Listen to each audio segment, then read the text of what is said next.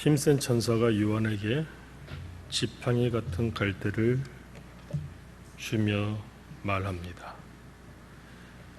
일어나서 하나님의 성전과 제단과 그 안에서 경비하는 자들을 측량하되. 지팡이 같은 갈대, 무엇을 의미할까요? 길이를 측량하는 일종의 자를 의미합니다. 고대 사회에서는 분명한 수치를 정할 수가 없었습니다. 그래서 갈대를 이용해서 그 길이를 측량을 했습니다. 무엇을 재라고 했습니까? 하나님의 성전과 제단과 그 안에서 경비하는 자들을 측량하되. 우리가 이 요한계시록 말씀은 같이 생각하면서 풀어가면서 주시는 교훈을 찾기를 원합니다. 자를 주시면서 하나님의 성전과 제단과 그 안에서 경배하는 자들을 측량하라 이렇게 말씀을 하는데, 하나님의 성전과 제단과 그 안에서 경배하는 자들, 한마디로 표현한다면 어떻게 표현할 수 있을까요? 하나님의 백성입니다. 하나님의 백성을 왜 측량하라고 하실까요? 첫째는 하나님의 심판이 지금 이루어지고 있습니다. 지금까지 6번째 나팔 소리가 들렸습니다. 세상에 임한, 악인들에게 임한 하나님의 재앙이 어떠한 것인지 지금까지 우리가 7가지 인재앙 그리고 6번째까지 나팔 소리를 들으면서 우리가 두루 살폈습니다. 그 모든 것들을 누구를 위해서 하신 건가요? 그것은 바로 성도들을 위하여.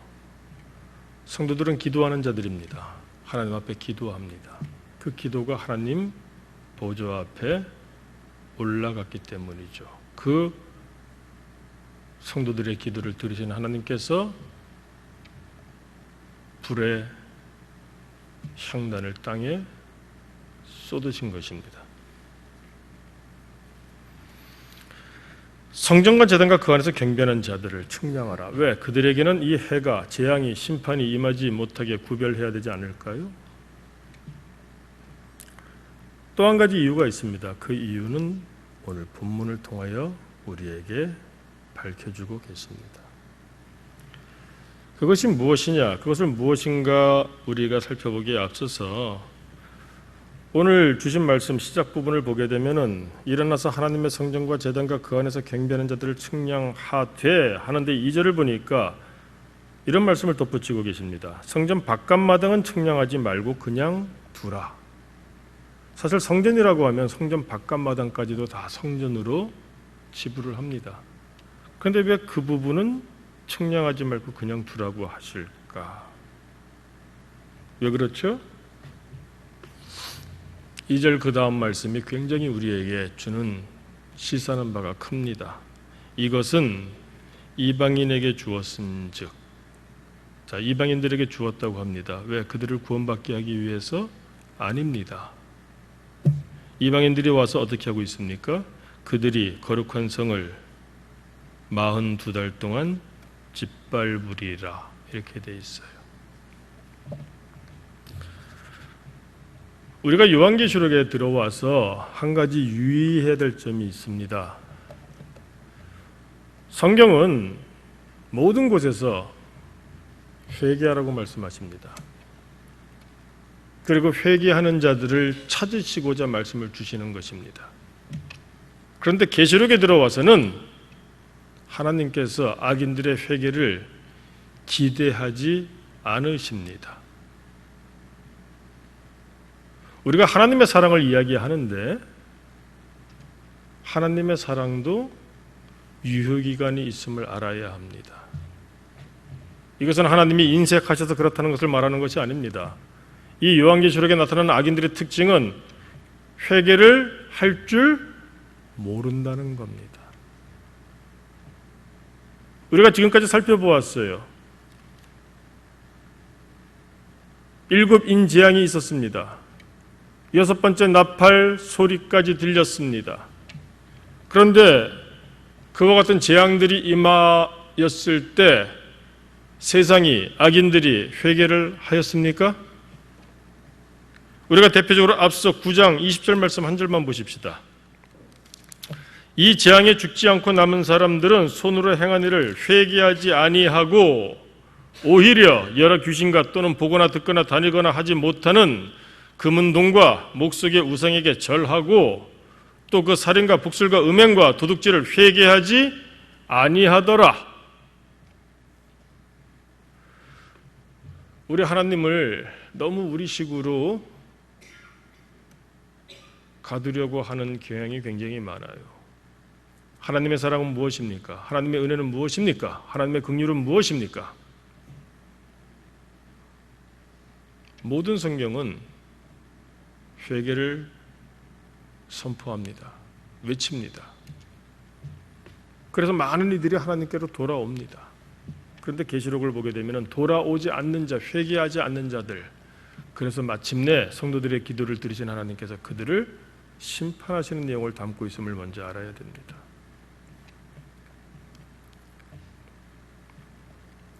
오늘 2절 말씀을 보니까 성전 바깥마당은 측량하지 말고 그냥 두라고 합니다.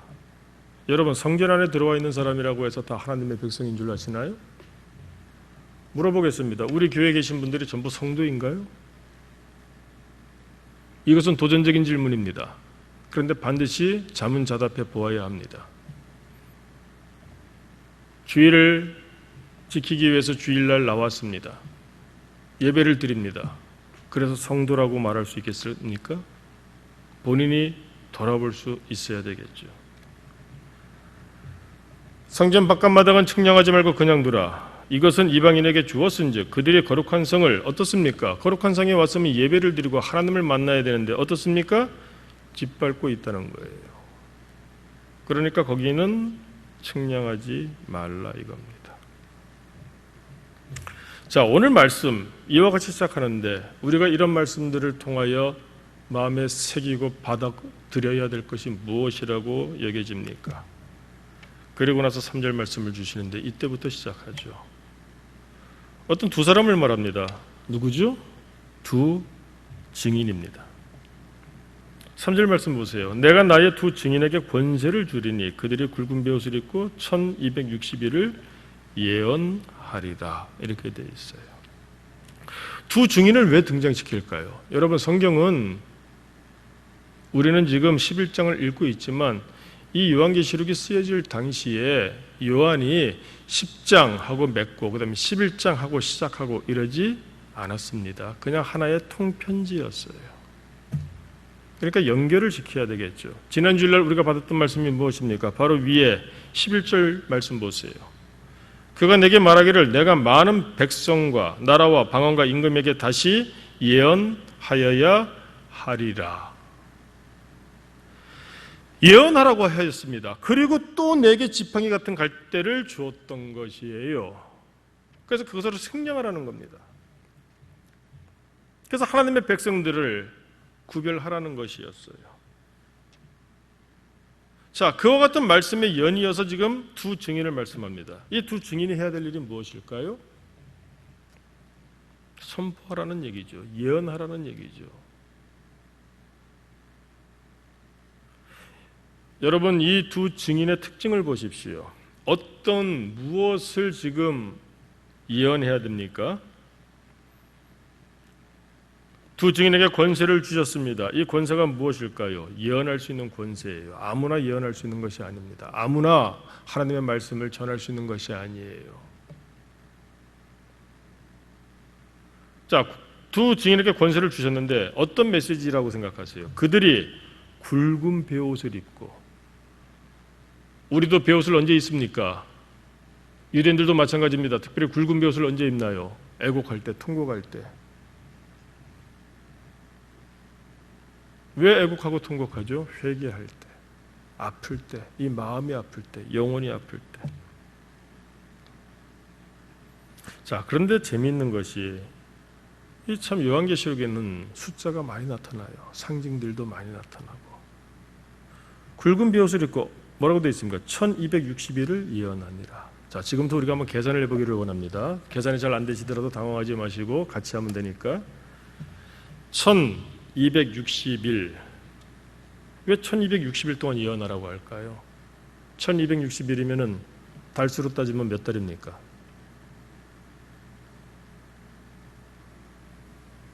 42달이에요. 42달을 어디서 봤습니까? 바로 위에서 봤지 않습니까?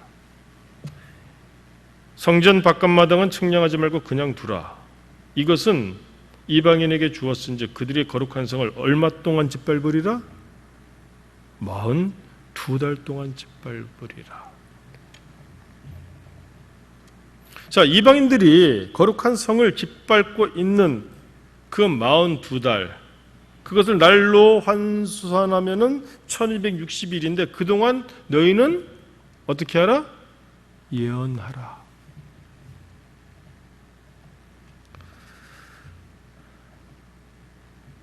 우리가 한 가지 생각해 볼 것이 있습니다. 또 한 번 환산을 해봅니다. 1260일이면 42달입니다. 42달이면은 연으로 따지면은 얼마인가요? 3년이면 36개월이고 그리고 6개월. 그러면 몇 년 6개월이죠? 3년 6개월. 떠오릅니다. 3년 6개월 하니까 갑자기 떠오르는 구약의 이야기가 있어요. 뭡니까? 엘리야 때 비가 내리지 않았죠.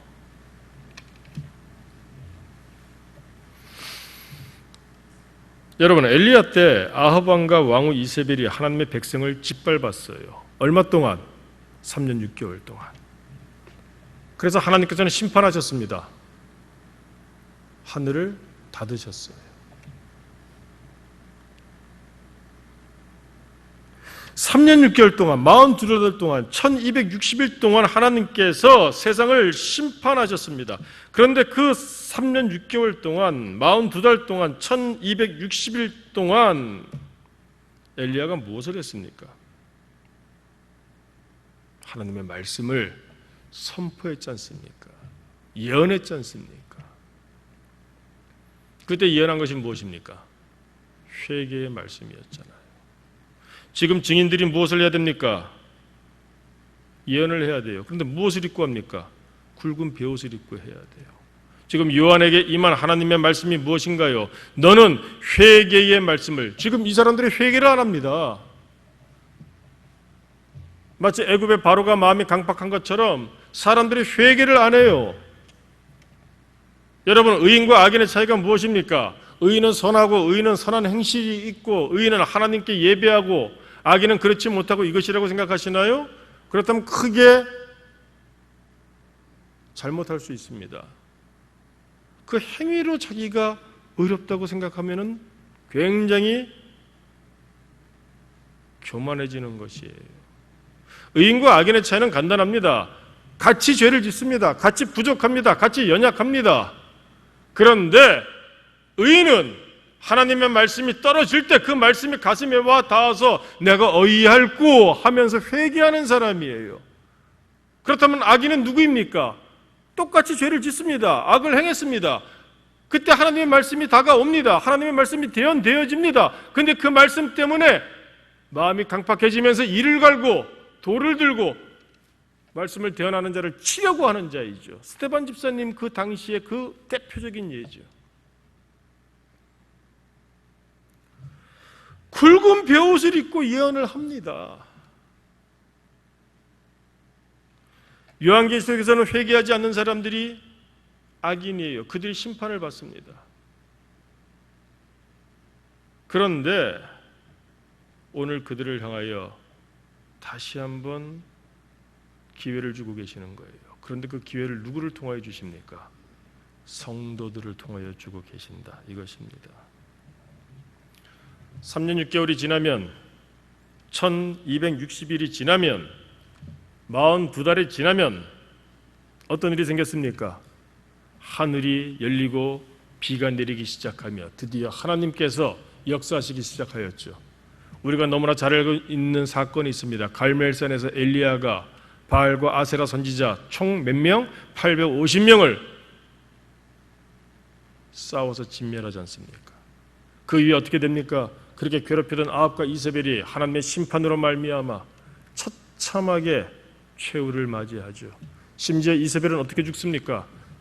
성벽에서 던져지죠. 그가 떨어지니까 어떻게 됩니까? 온몸이 터져버렸다고 되어 있어요. 그래서 누가 먹었습니까? 무엇이 와서 먹었습니까? 사마리아 동네 개들이 와서 그 시체를 뜯어먹고 피를 쩍쩍거리면서 마셨다고 되어 있습니다. 아합은 어떻게 죽었습니까? 전장에서 화살에 맞았죠. 그것도 겨냥하고 쏜 것도 아닙니다. 그래서 계속해서 하루 종일 그 전장에서 나오지 못하고 피를 흘리다가 그 자리에서 죽었죠. 그 병거를 갖다가 씻으려고 호수에 가져갔는데 어떻습니까? 피가 얼마나 많으면 이제 벌겋게 변했다고 되어 있어요. 거기도 마찬가지로 사마리아 개들이 와서 그 물을 쩍쩍거리면서 마셨다고 성경에 기록되어져 있습니다. 3년 6개월이 지나기 전에 어떻게 했어야 될까요? 회개했어야 되죠. 그것을 누가 외쳤습니까? 엘리야가 외쳤다는 겁니다. 우리는 이 숫자를 명심해야 됩니다. 42달 동안 짓밟으리라. 예, 마음대로 짓밟고 있습니다. 그러나 그 기간이 하나님께서 허락하시고 참으시는 그때까지임을 알아야 되는 겁니다. 그게 바로 42달이요. 그 두 달이 1260일인데 결국 3년 6개월이다. 여러분, 이 42달이라고 하는 거 굉장히 재미있는 숫자입니다.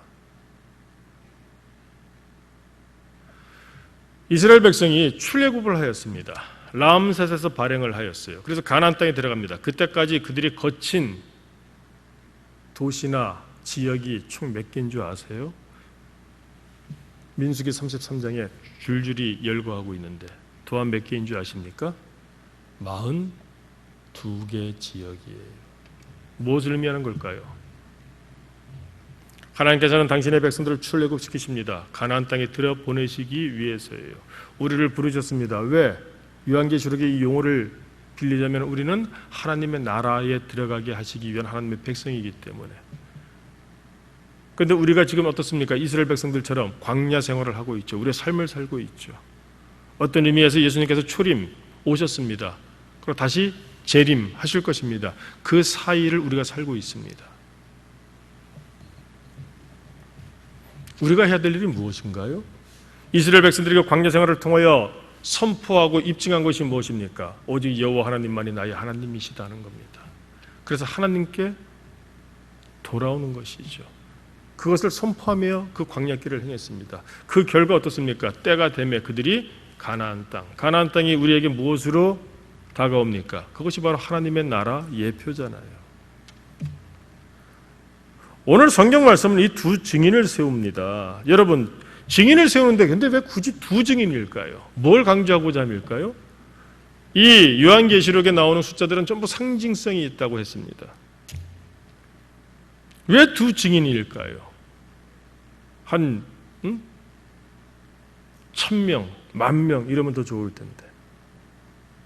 여기서 두 증인을 말씀하시는 이유는 신명기 17장 6절을 보면은 율법에 나와 있습니다. 증인을 세울 때는 혼자 하지 말고 두세 사람을 증참케 하라 이렇게 되어 있어요. 그러니까 여기서 두 증인을 세웠다는 것은 이 사람들, 우리들이 증인으로서의 그 사명을 감당해야 하는 것이 율법적일 정도로 그것은 의무이고 사명이라고 하는 겁니다. 그런 의미에서 우리는 편안할 수가 없어요. 왜? 내가 예수님 믿고 교회 생활하면서 직분 생활하면서 내가 전해서 교회 나오는 사람이 얼마나 되나요? 여러분, 내가 전도한 사람이 누가 있습니까? 한번 생각해 보십시오.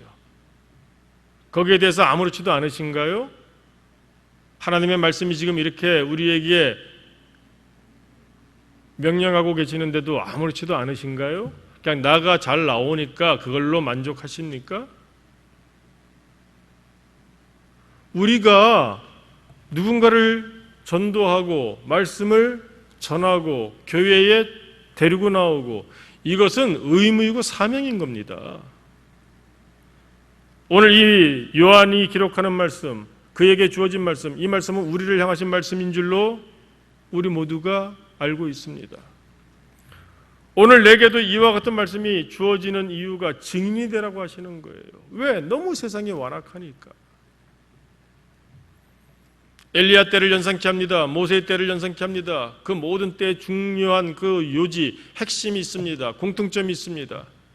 하나님께서 구원하셨습니다. 하나님께서 구원하신 당신의 백성들을 가나안 땅으로, 그 가물었던 땅에 비가 내리게 하심으로 해가를 시켜주고 계세요. 그런데 문제는 그 기간 동안 선포되어져야 될 하나님의 말씀이 있다는 겁니다. 굵은 베옷을 입고 회개하라고.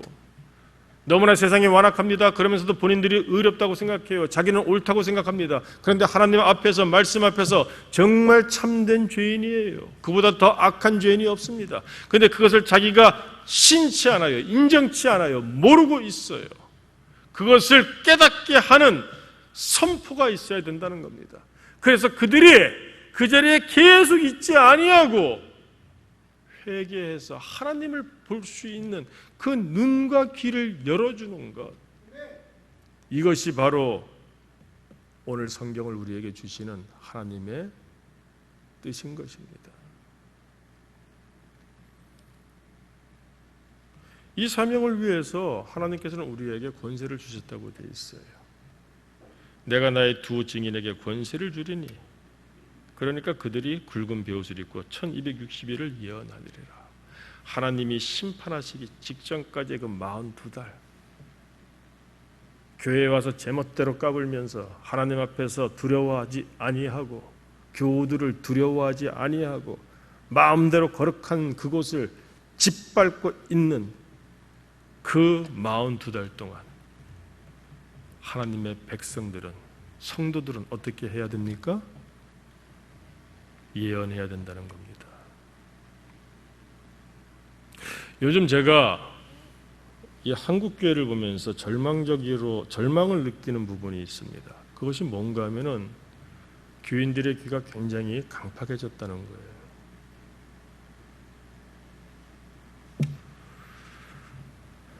많은 교회들이 요즘 한국 교단에서 이 선포되어지는 말씀이 가슴을 찌르는 그런 말씀은 거의 없다는 겁니다.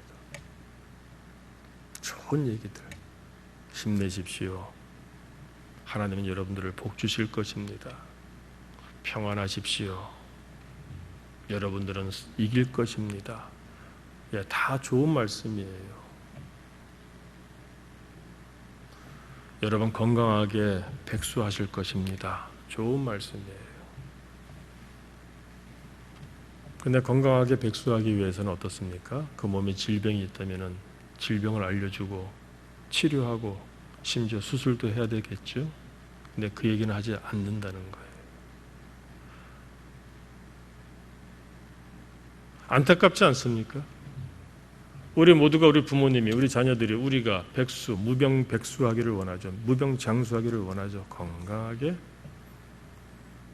그런데 우리가 살다 보면은 연약한 부분들이 있어요. 아플 때가 있어요. 몸에 질병이 있을 때가 있어요. 심지어 불치병, 이런 병들에 걸릴 때가 있어요. 이야기를 해야죠. 의사라면 이야기를 해야죠. 치료를 해야죠. 그래야지 쾌차해서 건강하게 그 복을 누릴 수 있죠. 여러분, 우리가 의인입니까? 나는 하나님의 말씀 가운데 편식하듯이 좋은 것만 골라 먹으면 됩니까? 복 주시고, 자녀들 형통하게 해주시고, 물질에 복 주시고, 평안을 주시고. 여러분, 내가 의인입니까? 나는 스스로 의인이 아닙니다. 나는 스스로 빛을 낼 수 없는 존재예요. 그런데 말씀을 이 한국교단이, 한국교회가, 이 목회자들이, 신학자들이 모여서 세미나를 하거나 심포지움을 하거나 이런 논의를 하게 되면 꼭 이 부분이 지적이 되는 거예요. 이런저런 이론을 대면서 좋은 이야기들, 아프죠. 아프지만 그 말씀이 아파서 내가 병이 있다는 걸 깨달을 때 복이 있는 겁니다. 굵은 베옷을 입고 예언을 하라고 했습니다. 하나님의 심판이 임박했습니다. 여러분, 그 하나님의 심판 42달이 꼭, 이게 지금 요한계시록은 사실은 초림과 재림 사이의 이야기예요. 그런데 초림과 재림 사이 하면은 너무 그 길이와 공간이 넓고 길어서 사람들이 무감각해지는 것을 보게 돼요. 그냥 뭐 언젠가 일어날 일 이렇게 생각하시지 않습니까? 여러분, 내 인생, 내가 70을 살던 80을 살던 100살을 살던 그 안에 일어나지 않을 일이라면 왜 이런 말씀을 내게 주시겠습니까? 그냥 멀리 있을 일이니까 그냥 호기심 삼아 알아둬라 이 얘기일까요?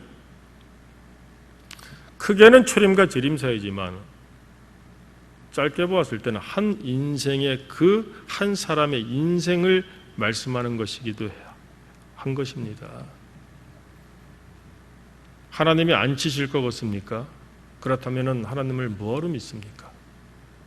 하나님이 성도의 기도를 안 들으실 것 같습니까? 그렇다면 그 하나님을 뭐하러 믿습니까? 내가 지금 기도하는데 그 기도가 나 죽은 다음에 수백 년 후에, 수십 년 후에 그때 응할 겁니까? 그렇다면 그 하나님을 내가 왜 믿습니까? 이런 도전 스스로 물어보셨어요?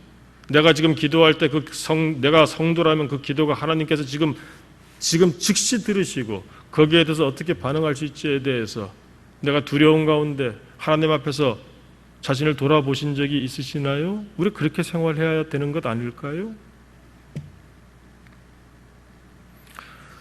우리의 이 주어진 시간이 바로 42달이에요. 그 안에 있는 겁니다. 그것이 바로 1260일인 거예요. 그것이 바로 3년 6개월인 겁니다. 깊고 넓게 볼 때는 초림과 재림, 예수님이 이미 오셨고 앞으로 재림하실 그 사이의 모든 시간이기도 하지만, 그러나 정작 내가 사는 이 시대에 대해서는 무감각한 우리들 정신 차려야 됩니다. 내가 지금 살고 있는 이 시대, 내가 하나님 앞에 정직합니까? 성도 맞습니까? 중심이 하나님 앞에 다 드러나 있는데 사람들 속이는 것처럼 하나님 앞에서 우리가 그렇게 행동하나요? 지금 이 말씀이 내게 어떻게 다가옵니까? 무의미하게 다가옵니까? 이 예언하라고 하시는 이 말씀, 누구를 향한 말씀일까요? 누가 예언을 해야 됩니까? 또 그 예언을 하려면 우리는 어떤 사람이 되어야 될까요? 사랑하는 성도 여러분, 바로 내 인생에 있어서 바로 지금 그 이때가 오늘 본문에서 말씀하시는 그 42달 1260일 3년 6개월 안에 있음을 분명히 알아야 합니다. 그래서 우리는 예언을 해야 되는 거예요. 이 예언은 좋은 예언이 아닙니다. 복받아라 이런 예언이 아닙니다. 회개하라 천국이 가까웠느니라. 여러분, 예수님이 외치신 첫 메시지가 그 말씀이었어요. 예수님의 전생의 가르침이 한마디로 요약하자면 회개하라 천국이 가까웠느니라. 오늘 본문도 마찬가지입니다. 이 사명을 위해서 우리 하나님께서는 증인들에게 권세를 주셨다, 이렇게 말씀을 합니다. 5절 이하를 보세요. 만일 누구든지 그들을 해하고자 하면 그들의 입에서 불이 나와서 그들의 원수를 삼켜버릴 것이요, 누구든지 그들을 해하고자 하면 반드시 그와 같이 죽임을 당하리라. 권세를 주신 거예요. 그들이 누굽니까? 증인들. 여러분, 여기서 뭐가 느껴지나요? 하나님의 백성을 위협하는 자, 위협하는 세력. 지금 어떻습니까? 거룩한 성을 짓밟고 있어요, 이방인들이. 그들의 입에서 불이 나와서 그들의 원수를 삼켜버릴 것이요. 누가 생각납니까? 저는 모세가 생각납니다. 우리가 아까 42이라고 하는 그 숫자를 우리가 뜻을 살펴보았죠. 출애굽한 이후로 람세스서부터 가나안 들어가기 전까지 그 모든 여정, 즉 우리가 하나님의 나라에 들어갈 때까지의 모든 여정을 말하는 겁니다. 그동안 뭘 해야 됩니까? 하나님을 선포해야 되죠. 그런데 회방하고 방해하는 세력들이 있어요. 적그리스도들이 있습니다. 자, 모세의 때가 저는 연상이 돼요. 그들의 입에서 불이 나와서 그들의 원수를 삼켜버릴 것이요. 누굽니까? 고라와 그의 당무리들이죠. 가나안 땅을 향하여 나아갑니다. 어렵게 하나님의 은혜 가운데 하나님의 능력 가운데 출애굽하였습니다. 그런데 광야길을 행함에 있어서 어떻습니까? 그 하나님께서 구원하시고 하나님께서 가나안 땅을 예비하셔서 들여보내시고자 지금 이끌고 계시는 그 하나님의 백성을 대적하지요. 주의 종 모세를 대적하고 이스라엘 백성들을 분열시킵니다.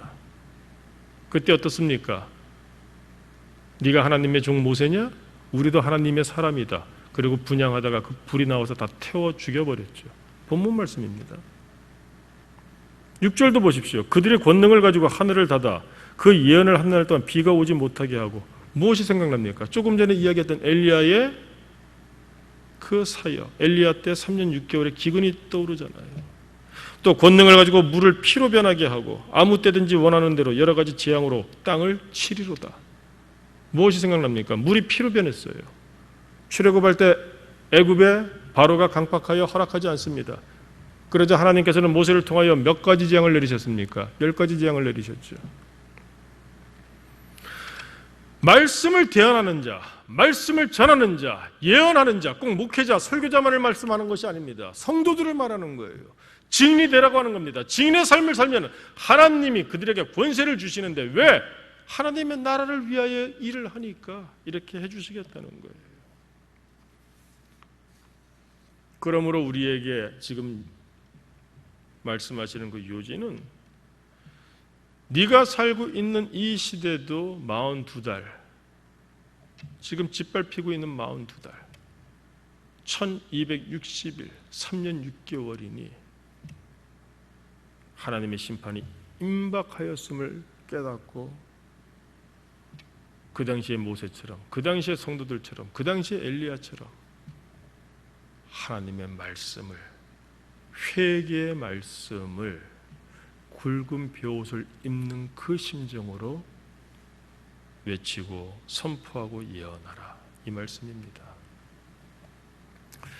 그런데 이런 가운데 우리가 쉽게 이해하기 어려운 구절이 갑자기 나타납니다. 7절 말씀이에요. 보십시오. 계속 승승장구할 줄 알았는데 이 증인들이 어떻게 됩니까? 그들이 그 증언을 마칠 때에 무적행으로부터 올라오는 짐승이 그들과 더불어 전쟁을 일으켜 그들을 이기고 그들을 죽일 터인지요. 굉장히 갑자기 어렵지 않습니까? 지금 말씀대로 두 증인 권세를 가지고 그렇게 말씀을 전하고 있었는데 이들이 그 증언을 마칠 때, 즉 42달이 지나간 다음에 무적행으로부터 올라오는 짐승, 무적행이 뭐라고 했습니까? 이 지옥이잖아요. 음부에서 올라오는 그 짐승, 즉 사탄입니다. 마귀입니다. 적그리스도예요. 그런데 그들이 그 짐승에게 오히려 져서 죽는다는 거예요. 여러분, 이것이 뭘 의미할까요? 이게 뭐야? 별거 아닙니다. 일시적인 얘기예요. 무언가를 우리에게 강조하기 위해서. 왜 그런가 하면은 11절 말씀 보세요. 11절 말씀. 3일 반 후에 하나님께로부터 생기가 그들 속에 들어가며 그들이 발로 일어서니 구경하는 자들이 크게 두려워하더라. 자, 우리가 11절을 보게 되면은 두 가지가 떠오릅니다. 첫째는 예수님의 부활이 떠오르죠. 그렇죠? 근데 하나는 3일 반. 그럼 3일이면 3일이지 왜 3일 반일까요? 여러분, 3년 6개월, 3년 반, 3일 반. 이 숫자라고 하는 것이 우리에게 상징하는 바가 매우 커요. 이들이 죽습니다. 이들이 그 전쟁에서 집니다. 증언을 마치자 그들의 모든 것들이 패배처럼 끝나버려요. 마치 예수님께서 무덤에 들어가시는 것처럼 살다 보면은 이거 의인이 지는 것 같을 경우가 많아요. 그래서 시험 받을 때가 많죠. 그런데 그것이 일시적인 거라는 거예요. 하나님께로부터 때가 되면 3일 반 후에 그들 속에 생기를 불어넣으셔서 그들이 일어나게 하십니다. 그래서 사람들이 깜짝 놀라게 해요. 그렇다면 이 말씀, 왜 죽었다, 왜 짐승에게 졌다, 이런 말씀을 기록하고 있을까요? 간단합니다. 우리가 예수 믿는 것처럼 살아가기는 쉬워도 정말 예수 믿는 사람답게 사는 것은 어렵습니다. 우리가 전도하자 이런 얘기 하기는 쉬워도 실제로 전도하거나 복음을 선포하는 삶을 살기는 어렵습니다. 왜 그렇습니까? 그 이유는 간단하죠. 그 이유는 간단해요.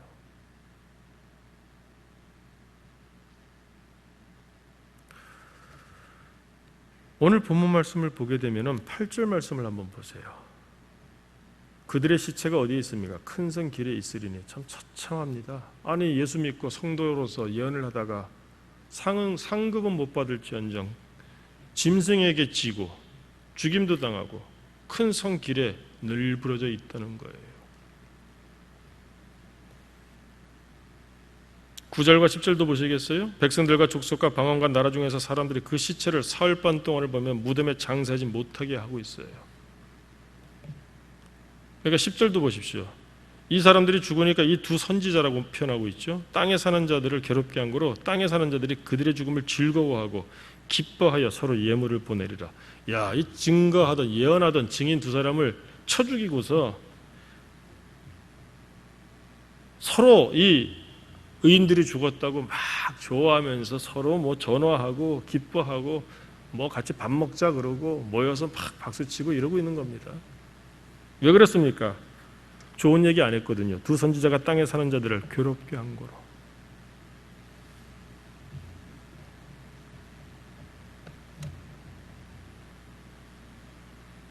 우리가 눈여겨봐야 될 것이 있습니다. 이들이 증거하던 곳이 어딘가요? 지금 이들이 죽었다고 하는데 우리가 이미 살펴보았죠. 일시적인 것입니다. 그런데 본문이 이들의 죽음을 통하여 우리에게 가르쳐 주고자 하는 것이 무엇일까요? 이겁니다. 그들의 시체가 큰 성 길에 있습니다. 그 성의 이름이 뭡니까? 영적으로 하면 소돔이라고도 하고 애굽이라고도 하니, 소돔과 애굽의 특징이 무엇입니까? 회개가 없는 곳이에요. 뭐라고 되어 있습니까? 그 다음에 곧 그들의 주께서 십자가에 못 박히신 곳이라. 우리가 왜 제대로 예언을 못하느냐, 예언하는 삶을 살지 못하느냐? 이유는 간단합니다. 예수님처럼 자기가 희생되지 않기 때문입니다. 세상을 살아가다 보면 자기는 안 하면서 말로 떠벌리는 사람들이 의외로 많아요. 특히 우리 정치인들을 싫어하는 이유가 무엇입니까? 청문회를 하게 되면은 검증하기 위해서 많은 얘기들을 하는데 정말 사람을 비인격적으로 그렇게 대하는 그런 발언까지도 하면서 막 의롭고 정직한 척하며 이야기하잖아요. 그런데 우리 모든 국민들은 그 생각합니다. 너는 깨끗하냐? 너 더하지 않을까? 이미 불신하고 있어요. 우리가 오늘 이 본문 말씀을 통하여 생각해 볼 것은 주께서 십자가에 못 박히신 곳에 이들이 죽임을 당하고 시체로서 널브러져 있다는 거예요. 뭘 말하는 겁니까? 성도의 삶을 살기를 원한다면, 예언하기 원한다면 이와 같은 자기 희생을, 자기를 부인하는 것을 각오하고 감당해야 된다는 겁니다. 이래서 쉽지가 않은 거예요. 왜 전도 못합니까? 왜 하나님의 나라를 증거하지 못합니까? 왜 회개의 심판을 말하지 못합니까? 여러분, 혹시 여러분이 하나님이 심판하실 것이야, 예수 믿어야 돼, 이렇게 말할 자신 있습니까? 그러면 주변에 여러분들을 아는 사람이 너를 보니까 그런 것 같아, 너의 그 삶과 너의 외침을 보니까 그래, 존중받습니까? 아니면 너나 잘해, 너 그렇게 살면서, 자, 둘 중에 어떤 거예요? 한번 생각해 보십시다. 저도 갑자기 두려워져요. 제가 목사라고 이야기하면서 하나님께서 심판하실 것이야, 우리 정결하게 살아야 돼, 깨끗하게 살아야 돼, 의롭게 살아야 돼, 이렇게 얘기를 할 때 나를 아는 모든 사람들이 예, 목사라서가 아니라 예, 당신을 보니까 그런 것 같습니다. 아, 그래야 되겠네요. 찔릴까요? 아니면 너나 잘해. 너 그렇게 살면서, 너 말 그렇게 하면서, 너 행동 그렇게 하면서 너나 잘해, 너나. 자, 어떤 것일까요? 이런 얘기를 하면 싫어하죠. 왜? 그래서 어려운 겁니다. 하나님이 말씀하고 계시는 겁니다. 여러분, 지금까지 예수를 어떻게 믿으셨습니까? 하나님의 말씀이에요. 저를 생각하지 마시고, 저는 스피커이니까 제가 지금 잘못 대언한 말씀이 있다면 얼마든지 예배 후에 저한테 오셔서 말씀하십시오. 저는 스피커일 뿐이에요. 지금 이 본문이 말씀하시는 것을 제가 펼쳐드리는데 바로 이 말씀을 하고 계시는 거예요. 그래서 안 되는 사람은 안 되는 겁니다. 그래서 아무리 하나님께서 심판까지 하셔도 회개하지 않는 거예요.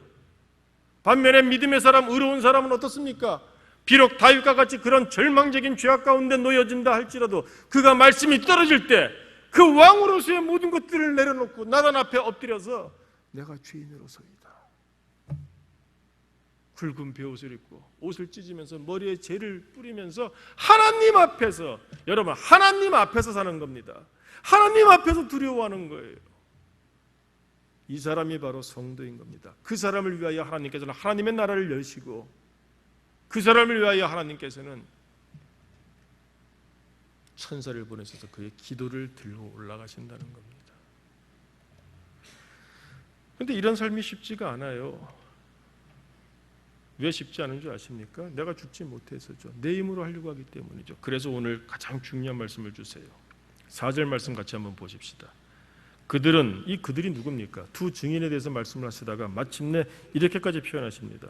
그들은 이 땅에 주 앞에 서 있는 두 감람나무와 두 촛대니. 지금 두 증인, 두 선지자. 근데 이들을 어떻게 표현합니까? 두 감람나무, 두 촛대 이렇게 표현하고 있습니다. 왜 그렇습니까? 촛대는 다 아시겠죠? 특히 성전 안에 촛대가 있습니다. 그 촛대에 불이 붙을 때 어떻습니까? 그 어두운 부분이 환히 비춰지죠. 그럼 감람나무는 뭘까요? 감람나무는 감람유가 나옵니다. 성전에서 불을 붙일 때, 초에 불을 붙일 때 그 기름이 바로 감람나무에서 나온 감람유예요. 자, 상징이라 그랬습니다. 성경에서 감람유를 무엇으로? 자, 우리가 이런 찬송도 있어요. 기름을 채워라 계속 타게 주님 맞을 준비된 나. 기름을 채워라 계속 타게. 그 기름이 무엇을 의미한다고 생각하세요? 성경에서 성령 하나님입니다. 지금 그들은 이렇게 되어 있어요. 두 증인, 이 땅의 주 앞에 서 있는 두 감람나무와 두 촛대니, 기름을 채우는 두 감람나무, 기름으로 채워지는 두 촛대, 누굽니까? 두 증인, 즉 하나님의 말씀을 대언할 때, 굵은 베옷을 입고 선포할 때, 하나님의 심판을 말씀할 때, 회개의 메시지, 복음을 외칠 때 우리가 그렇게 전도하지 못하고 하나님의 나라를 보이지 못하는 이유가 뭘까요? 성령으로 거듭났습니까? 그런데 성령 충만하지 못하기 때문이에요. 자기 힘으로, 자기의 의로, 자기 생각으로, 자기 이해관계에서 움직이기 때문에 그렇다는 겁니다. 그러므로 성령 충만함으로, 자기의 힘이 아니라 하나님의 사람, 성도라면 성령 충만함으로 하나님의 힘으로, 그래서 예수께서 앞서 죽으신 십자가에 못 박힌 바로 그곳, 소돔과 애굽이라고도 하는 바로 그곳에서 42달 동안 지금 거룩한 성을 짓밟고 있는데 그 가운데 회개의 메시지를 외치라는 겁니다. 예언하라는 겁니다. 1260일 동안, 3년 반 동안 그 기간이 정해져 있으니 빨리 외치라는 거예요. 놀랍습니다. 아까 우리가 살펴보았죠. 이 계시록의 특징은 회개의 목적이 아닙니다. 회개 안 해요. 심판이 떨어져도. 그런데 이미 살펴보았지 않습니까? 그런데 오늘 본문 말씀 보세요. 이들이 그렇게 하였더니 어떻게 되어 있어요?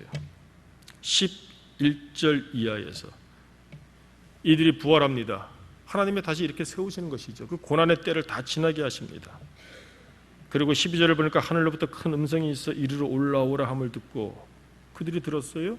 구름을 타고 하늘로 올라가니 드디어 원수들이, 그들의 원수들도 구경을 합니다.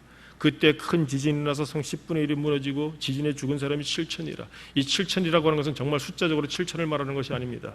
7, 하나님의 완벽하고 무시무시한 심판을 말하는 거예요. 그러자 그 남은 자들이 어떻습니까? 두려워하여 영광을 하나님께 돌리더라. 뜻밖입니다. 회개할 줄 모르던 자. 앞에서 우리가 9장 20절에서 한 대표적으로 예를 봤어요. 재앙에 죽고 사람들이 막 그렇게 하더라도 오히려 회개하지 아니하던 사람들. 그런데 지금 일부가 회개를 하고 있어요. 무엇 때문에 회개를 할까요? 증인들의 그 예언 때문입니다. 그 삶 때문입니다. 그들의 수고와 노고 때문입니다. 고난 가운데 그들이 감당했던 성도로서의 그 사명 때문이죠. 15절 보십시오. 그러고 나서 일곱째 나팔이 드디어 울려 퍼지기 시작합니다. 일곱째 천사가 나팔을 불매 하늘에 큰 음성들이 나서 이르되, 그 놀랍죠. 결국 어떻게 됐습니까? 이 증인들 때문에 세상 나라가 우리 주와 그리스도의 나라가 돼요. 여러분, 이 세상은 없어져 버리고 저 하늘로 갑자기 새로 이사가는 것 아닙니다. 이 세상 나라부터 시작해서 하나님의 나라로 바뀌는 거예요. 세상 나라가 우리 주와 그의 그리스도의 나라가 되어 그가 세세토록 왕노릇 하시리로다. 우리는 이 세상을 쓸어버리고 아무것도 없어지고 완전히 새 집을 지어서 가는 것처럼 생각하는데 그게 아니에요. 이 세상도 하나님이 만드셨어요. 에덴 동산이 바로 이 세상에 있었습니다. 그 세상 나라. 그런데 어떻습니까? 강팍하고 회개치 않는 사람들이 하나님 앞에서 대적하고 그러므로 세상을 하나님의 나라로부터 천국으로부터 지옥으로 만든 것입니다. 그런데 회개의 메시지, 복음을 들고 나선 이 두 증인들에 의해서 누구를 따르는 모범을 보여주신 예수 그리스도, 십자가에서 죽으신 그 예수님, 그 신앙으로 자기를 죽이고 자신을 부인하고 그러므로 성도다운 삶을 통하여 모범을 통하여 솔선수범을 통하여 그 외친 겁니다. 많은 이방인들이 여전히 교회에 들어와서 성전에 들어와서 거룩한 곳을 짓밟고 있지만 그 가운데서 외치고 모범을 보여준 거예요. 그리하였더니 어떻습니까? 그 세상 나라가 우리 주의 나라가 되어 그리스도의 나라가 되어 그래서 그가 세세토록 왕노릇 하시리로다. 이게 바로 하나님의 나라인 겁니다. 우리가 오늘 본문 말씀을 볼 때 나의 성도로서의 삶과 모습이 어떠한지 비춰볼 수 있기를 원합니다. 유쾌하지 않죠. 왜? 유쾌할 수가 없어요. 말씀을 들여다보니까, 말씀에 나를 비춰보다 보니까, 말씀을 듣다 보니까 내가 어떤 사람이라는 것이 확 와 닿지 않나요? 저는 유쾌하지 않습니다. 희망적이지도 않아요. 너무 답답합니다. 그런데 오늘 성경 말씀은 나로 하여금 그러므로 살펴보게 하시는 그 은혜를 베풀고 계신다. 이것을 우리에게 알게 하시는 것입니다. 19절 어떻게 맺고 있습니까? 이에 이렇게 되어 있어요. 이에 이런 것들이 다 있었기 때문입니다. 이에 하늘에 있는 하나님의 성전이 열리니. 여러분, 땅에 있지만 하늘의 성전이 열려야죠. 야곱이 그 공고한 가운데 베델에서 돌을 베고 힘겹게 자고 있었지만 그러나 하나님이 함께 하시니 하늘에 그 문이 열린다는 겁니다. 이 땅에 살고 있기 때문에 내가 죽어서 천국 갈 것입니다. 이렇게 말하면 살고 있습니까? 그렇다면 이 땅에서의 지금 나의 성도로서의 그 유익이 무엇입니까? 하늘이 열린다는 겁니다. 내가 비록 이 땅에 살고 있지만, 이런 사람들과 살고 있지만, 이런 환경에 살고 있지만, 이런 여건 형편 속에서 살고 있지만, 이 괴로움과 고통의 가시밭 그곳을 걸으며 살고 있지만, 그러나 성도로서 세상 나라가 하나님의 나라가 되게 하는 그 일에 내가 증인으로서 살고자 한다면 그 사람에게는 그 자리에서 어디 안 가셔도 돼요. 정동진에 가서 해를 안 보셔도 괜찮습니다. 내가 있는 바로 이 자리에서 하늘을 볼 때 그 문이 열린다고 오늘 성경이 말씀합니다. 제가 참 안타까운 것은, 그리고 제 자신도 그런 부분에 있어서 자주 살펴보는 것은 이겁니다. 아니, 하나님을 믿는다는 사람인데 그 사람의 마음속에, 그 심령 속에 천국이 있는가? 아니, 저 사람은 하나님을 믿는다는 가정인데 저 가정이 과연 그 천국이 있는가? 심지어 교회들도 마찬가지예요. 물론 이단적인 교회입니다만 어저께 보니까 또 어느 교회에서 난리가 났더라고요. 그 성락교회라고, 거기는 이단입니다. 귀신론, 김기동 목사인가 하는 목사도 아닌데 이단자들이 하는 곳인데 한 10만 명 정도 모이는데요. 복면을 쓰고 뭐 난리가 났던데, 거기는 뭐 당연히 하나님이 안 계시겠지만 뭐 요즘 많은 교회들이 여러 이야기가 많지 않습니까? 과연 그 교회인데도, 심지어 교회인데도 저기에 천국이 있는가? 하나님의 나라가 있는가? 사랑하는 성도 여러분, 먼저 내 안에서 오늘 말씀을 가지고 천국을 좀 이렇게 찾아보시기 바랍니다. 그런 내가 되어 오늘 집에 가셔서 부부간에, 자녀들과의 관계에 있어서, 부모님과의 관계에 있어서 성도답게 천국을 한번 도모해 보시기 바랍니다. 그럼 우리가 함께 할 때 교회가 천국을 증거할 수 있는, 오늘 이 두 증인의 역할을 감당할 수 있는 교회가 될 수 있지 않겠습니까? 말씀이 떨어졌으니 그 말씀 가운데 나는 의인이 될지 악인이 될지 지금 결단하시고 작정하시고 선택하십시오. 기도하겠습니다.